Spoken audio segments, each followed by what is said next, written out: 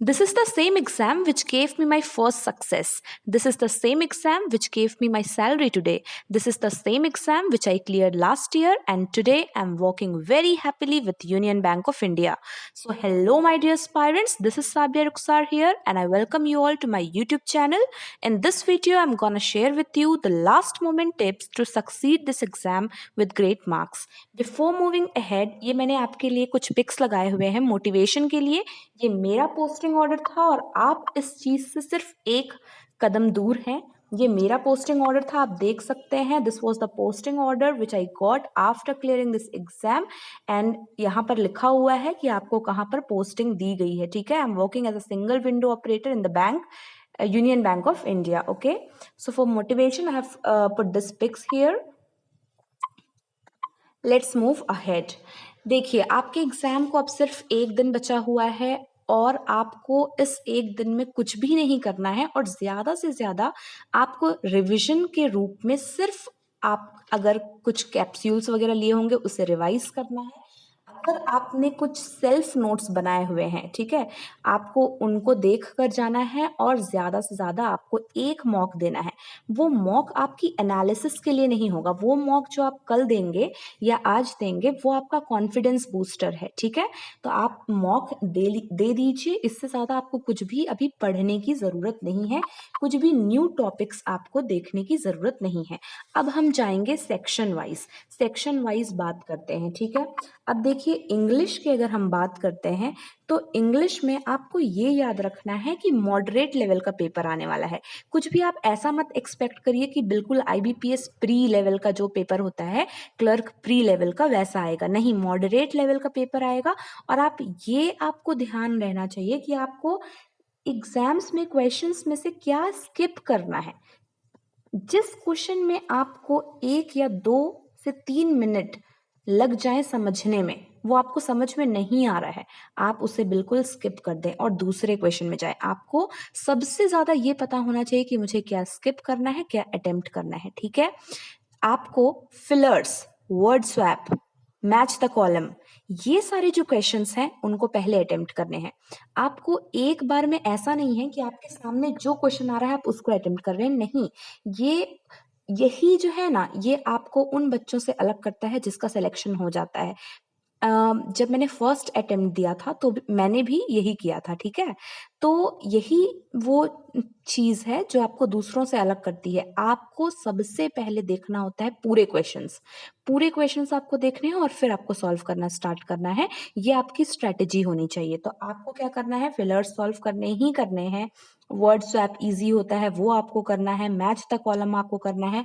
Match the column में आप हमेशा याद रखिए, कभी भी ऐसे मत कीजिएगा कि अच्छा ए का बी के साथ बैठ रहा है कि नहीं, ए का सी के साथ नहीं. This is the wrong strategy. आपको सिर्फ और सिर्फ ऑप्शन से करना होता है, वो इतना इजी होता है. ऑप्शन से आपको फर्स्ट नहीं समझ में आया, ठीक है, मैंने सेकंड के साथ बैठा लिया. सेकंड नहीं समझ में आया, थर्ड के साथ, थर्ड में जो भी लिखा है आप उसको बैठा कर देखिए. ये सबसे सिंपल स्ट्रैटेजी होती है मैच द कॉलम की. ठीक है, फिर उसके बाद क्लोज टेस्ट वगैरह आता है, वो आपको देखना है. रीडिंग कॉम्प्रिहेंशन को आपको लास्ट में अटेंड करना है.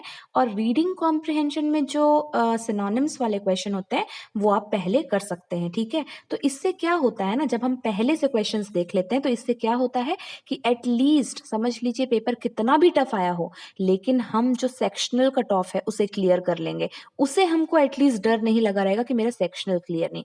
लेकिन इसलिए मैं कह रही हूँ हर सेक्शन में आपको सबसे पहले वही अटेम्प्ट करना है जिसमें आप एकदम कॉन्फिडेंट हो, जो आपको आता हो. और सबसे पहले आपको सारे जो है क्वेश्चंस देख लेने हैं. ठीक है, ऐसा नहीं कि जो हमारे सामने आया उसको हम कर रहे हैं, पहले तो आपको देख लेना है. ठीक है, बिल्कुल एक्यूरेसी मेंटेन करनी है. आप जितने भी क्वेश्चंस कर रहे हैं इंग्लिश में तो आपको ये करना है कि बिल्कुल आपको एक्यूरेसी मेंटेन करनी है.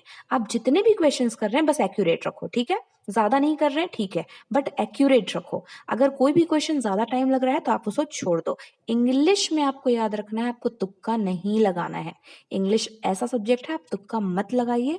बिकॉज आप बाकी में चाहे कितना भी अटेम्प्ट करके आएंगे, कितने भी मार्क्स लाएंगे, पूरा बेकार हो जाएगा अगर इंग्लिश में आपकी नेगेटिव मार्किंग हो गई। इसलिए तुक्का मत लगाइए, डोंट पैनिक, आराम से धीरे धीरे करिए और सारे सारे क्वेश्चंस को सॉल्व करिए जो आपसे बन रहे हैं, जिसमें आप बिल्कुल एक्यूरेट हैं। ठीक है, स्किप करना आपको आना चाहिए। ठीक है, इंग्लिश सेक्शन में मैंने बताया आपको शॉर्ट क्वेश्चंस जो होते हैं, फिलर्स या जो भी मैच द कॉलम वगैरह होता है, इवन जो पैराग्राफ में सिनोनिम्स एंटोनिम्स होते हैं उनको करिए। ठीक है, और पैसेज में अगर आपको कोई क्वेश्चन बड़ा लग रहा है, नहीं समझ में आ रहा है, तुरंत स्किप करिए, दूसरा क्वेश्चन करिए। ठीक है, तो ये हो गई आपकी इंग्लिश की बात। अब हम आते हैं मैथ्स के बारे में। ठीक है, तो मैथ्स के बारे में जब हम बात करते हैं तो वहां पर भी आपको यही अपनाना है। जो क्वाड्रेटिक इक्वेशन के क्वेश्चन होते हैं, जो नंबर सीरीज के क्वेश्चन होते हैं, जो आपके अप्रोक्सीमेशन सिंप्लीफिकेशन के क्वेश्चन आते हैं, आपको सबसे पहले देखना है कि क्या क्या क्वेश्चन आया है, क्या क्या क्वेश्चन आया है। एक उससे आपको पता चल जाता है कि हाँ ये क्वेश्चन आया है, क्योंकि लोगों के साथ, बहुत सारे लोगों के साथ तो ये होता है कि वो फर्स्ट से करना स्टार्ट करते करते जब उनका पेपर खत्म हो जाता है तब उन्हें कोई बताता है कि अरे वाह अप्रोक्सीमेशन आया था, सिंप्लीफिकेशन आया था, उन्हें पता भी नहीं होता कि वो भी आया था। ठीक है, तो ये गलती आपको बिल्कुल नहीं करनी है। आपको सबसे पहले सारे क्वेश्चंस देख लेने कि कौन कौन से क्वेश्चन आए हुए हैं। ठीक है, डाटा सफिशिएंसी वगैरह में अगर आप श्योर होंगे कि आप ये जो मतलब पर्टिकुलर टॉपिक है इससे आप मास्टर करते हैं, तभी आप डाटा सफिशिएंसी को सॉल्व करिएगा। और डीआई ऐसा नहीं है कि आपको सिंपल क्वेश्चंस को पहले करना है और डीआई को सबसे लास्ट के लिए छोड़ देना है। कुछ ऐसी डीआईज जो बहुत बेसिक है, आप एक बार रीड करिए। ठीक है, एक बार रीड करिए, मुश्किल से कुछ सेकंड्स लगते हैं समझने में कि ये कैसी डीआई आई हुई है। ठीक है, तो उसको रीड करिए और आप बीच में भी डीआई को सॉल्व कर सकते हैं। कुछ समझ लीजिए, मैंने नंबर सीरीज किया, क्वाड्रेटिक किया, उसके बाद एक डीआई कर ली।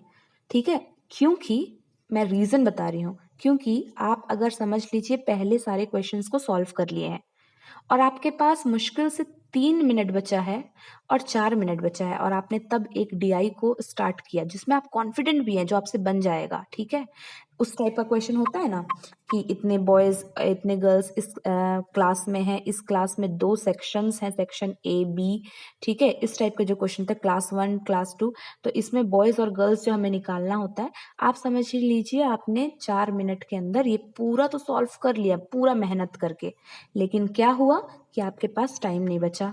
लास्ट जो क्वेश्चंस मेनली आपको टिक करने थे एग्जाम में, उसके लिए आपके पास टाइम नहीं बचा। इसलिए जिस डीआई में आप बिल्कुल कॉन्फिडेंट है, पहले बीच में उसको कर लें। ठीक है, और एक बात, अगर आपको दिख रहा है कि आपके पास 2 to 3 मिनट्स बचे हुए हैं, ऐसा सिचुएशन कभी जहां पर 2 to 3 मिनट्स बचे हुए हैं, कभी भी डीआई मत सॉल्व करिएगा। क्यों?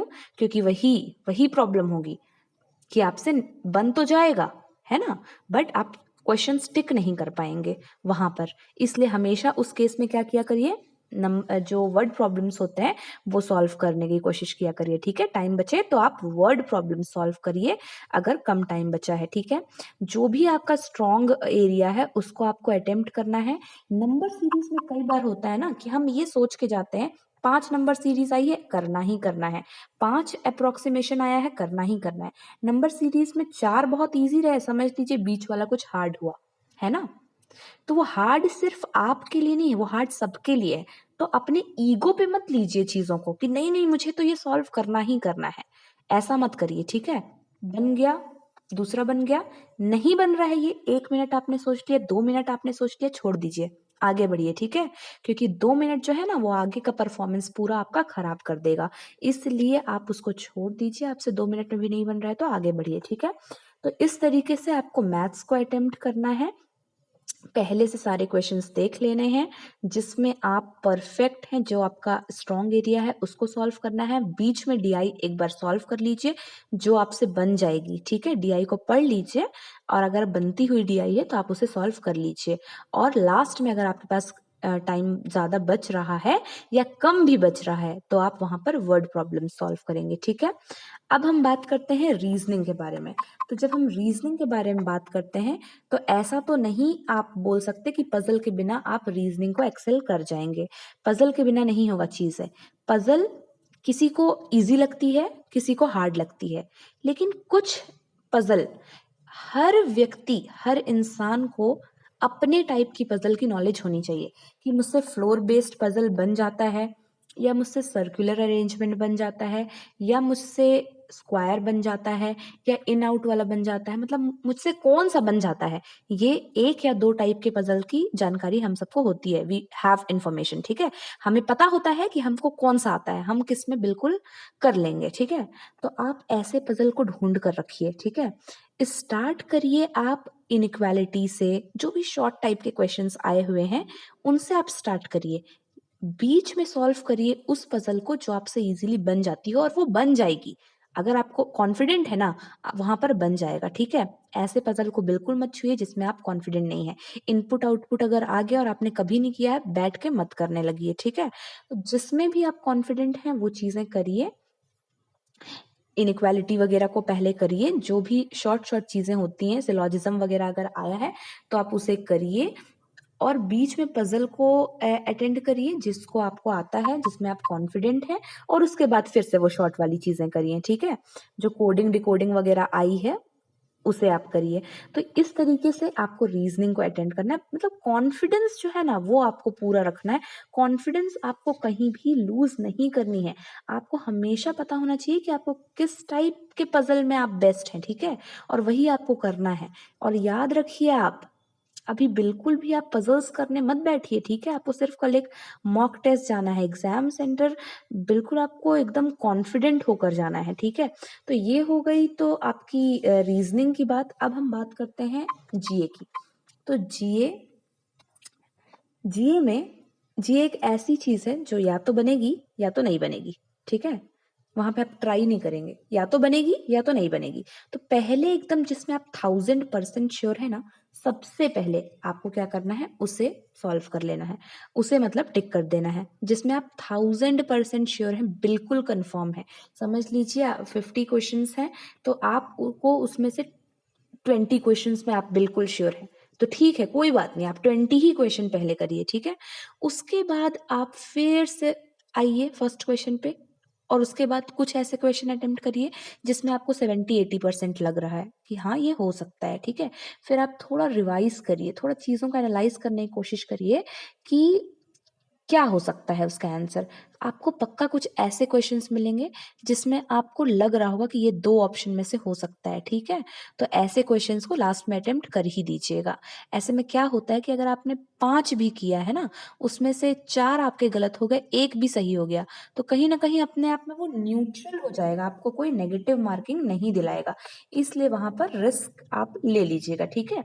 कई बार बच्चे ऐसा करते हैं कि एक्यूरेसी मेंटेन करने के चक्कर में बहुत कम अटेम्प्ट करते हैं, तो नहीं, ऐसा भी नहीं करना है। अगर आपको लग रहा है कि हाँ, इनमें से हो सकता है, तो आप वहाँ पर देख लीजिए कि आपकी कितनी कॉन्फिडेंस है, आप कितना सोच रहे हैं कि कितना हो सकता है, कितना परसेंटेज हो सकता है, उस अकॉर्डिंग आपको मार्क करना है, क्योंकि वहाँ पर जो है आपस में रॉन्ग आंसर और करेक्ट आंसर आपस में न्यूट्रलाइज़ कर जाएँगे और कहीं न कहीं आपको पॉज़िटिव ही स्कोर मिल जाएगा।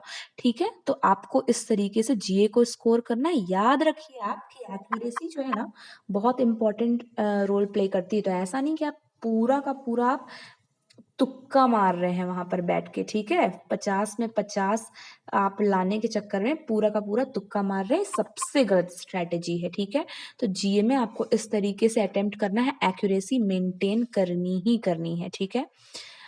आपको ओवरऑल मैं ये कहना चाहती हूँ कि आप ईगो पर किसी भी क्वेश्चन को मत लीजिएगा, स्पेशली रीज़निंग में। रीज़निंग में बच्चे सामने सबसे पहले पज़ल आता है, उसको ईगो पे लेके सॉल्व करते जाते हैं, ऐसा लगता है कि घर में बैठे हुए हैं, ठीक है? सॉल्व कर रहे हैं। कोई क्वेश्चन ना बने, बिल्कुल 2-3 मिनट से ज़्यादा मत दीजिए, आगे बढ़िए, ठीक है?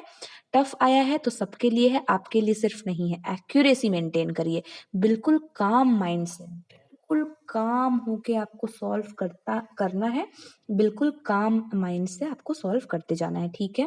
तो ये सारी चीज़ें आपको याद रखनी है, हमें पैनिक नहीं करना है।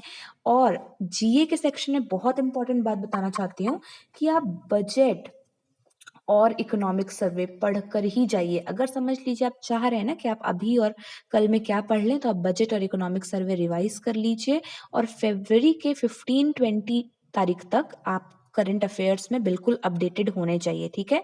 लास्ट 3 मंथ्स के करंट अफेयर्स बहुत अच्छे से आपको आना चाहिए, क्योंकि रीसेंट एग्जामिनेशंस में देखा गया है कि पास के जो मंथ्स हैं उनमें से बहुत अच्छे से क्वेश्चंस आ रहे हैं अच्छे से, ठीक है। और ज़्यादा प्रेशर नहीं लेना है, बिल्कुल बिंदास होके आपको एग्जाम देना है, ठीक है। हर क्वेश्चन आपको go through each and every question, ठीक है। बीच में आप ये भी कर सकते हैं कि मार्क फॉर रिव्यू कर दें, मार्क फॉर रिव्यू, ठीक है। वो एक पर्पल कलर का आ जाता है, आपको दिखता रहेगा कि हाँ ये क्वेश्चन मुझे एक बार जाकर देखना है, इसलिए सारे क्वेश्चंस आप देखें पहले, ठीक है। जो इजीली बन जाएगा उसको आप पहले कर लें और बाद में वो करें जिसमें टाइम लगता है, ठीक है।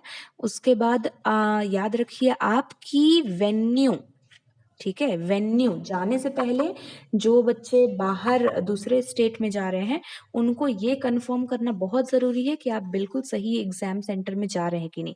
जो दूर है तो कंफर्म कर लें, बहुत इम्पॉर्टेंट फैक्टर है स्लीप, ठीक है। वरना आपको वहाँ पर नींद आएगी, आपको वहाँ पर यॉर्निंग होगी, इसलिए अपनी स्लीप बहुत प्रॉपरली लें, आज रात की भी और कल रात की भी।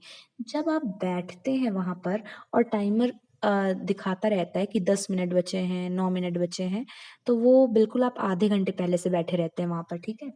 तो वहाँ पे उस समय आपको क्या करना है, बिल्कुल आप मन में ये स्ट्रैटेजी सोचते रहिए कि हाँ मुझे सबसे पहले सारे क्वेश्चंस देखने हैं, बहुत पीसफुल होकर अच्छे से एग्जाम मुझे देना है, और ब्रीथ करते रहिए, ठीक है। Breathe before starting keep breathing, ठीक है। अच्छे से आप लंबी लंबी सांसें लिया लिया करिए, ठीक है। और वॉशरूम के बारे में कह रही हूँ कि वॉशरूम आप पहले से होकर आ जाइए एग्जाम स्टार्ट होने से पहले, बिकॉज बीच में आपको बिल्कुल टाइम नहीं मिलेगा। और अगर अर्जेंसी होती है तो जीए के सेक्शन में आप स्टार्टिंग में क्वेश्चंस अटेम्प्ट जो कर लेते हैं ना, जिसमें बिल्कुल श्योर रहते हैं, उसके बाद एक बार आप जो इन्विजिलेटर हैं उनसे पूछ कर जा सकते हैं, ठीक है। तो ये सारी की सारी चीज़ें जो भी मैंने आपको बताई, ये सारी चीज़ें आपको याद रखनी है। बिल्कुल ही आपको बिंदास होकर एग्ज़ाम देना है। बिल्कुल जिस एग्ज़ाम में आप डरते हैं ना, डर डर के एग्ज़ाम देते हैं कि ये मेरा एग्ज़ाम नहीं निकला तो मेरी लाइफ बेकार हो जाएगी, ये मेरा लास्ट एग्ज़ाम है, ये हो जाएगा, वो हो जाएगा, ऐसा नहीं देना है एग्ज़ाम, ठीक है। ऐसा नहीं देना है, बिल्कुल बिंदास होकर जब एक एग्ज़ाम देते हैं ना, वो एग्ज़ाम पक्का क्लियर होता है, ठीक है। जिसमें हम उतना सोचते नहीं हैं एग्ज़ाम देने से पहले, बहुत डरते नहीं है, वो पक्का एग्जाम क्लियर होता है। तो कॉन्फिडेंस आपको पूरा रखना है। लास्ट मिनट रिवीजन के लिए अड्डा का कैप्सूल देख लीजिए, या आपने जो शॉर्ट नोट्स बनाए होंगे ना, हर कोई बनाता है शॉर्ट नोट्स जिसमें हम अपॉइंटमेंट्स लिखे रहते हैं या फिर आरबीआई रिलेटेड न्यूज़ लिखे रहते हैं, है ना, या फिर आईआईटी वगैरह, कौन सी आईआईटी, ये वो ऐसा ऐसा लिखा रहता है। तो ये सारी चीज़ों को आप एक बार लास्ट मोमेंट पे रिवाइज कर लीजिए, ठीक है। और बाकी हमें कोई भी ज़्यादा प्रेशर नहीं लेना है किसी भी चीज़ का, ठीक है। So just go in there and remember you are fantastic, trust yourself. आप उतना जानते हैं जितना आप खुद सोच नहीं सकते, ठीक है। आप उतना जानते हैं जितना आपको खुद नहीं पता है, and you are so close to the victory. Inhale the confidence and exhale the doubts. Do your best, my wishes are always with you, ठीक है। तो with this I would like to end the session. Don't stress, do your best, forget the rest. All the best for your IBPS clerk means examination. This is Sabia signing off. See you all in our next class. Till then, stay happy, stay blessed, keep learning, and thank you for watching. All the best.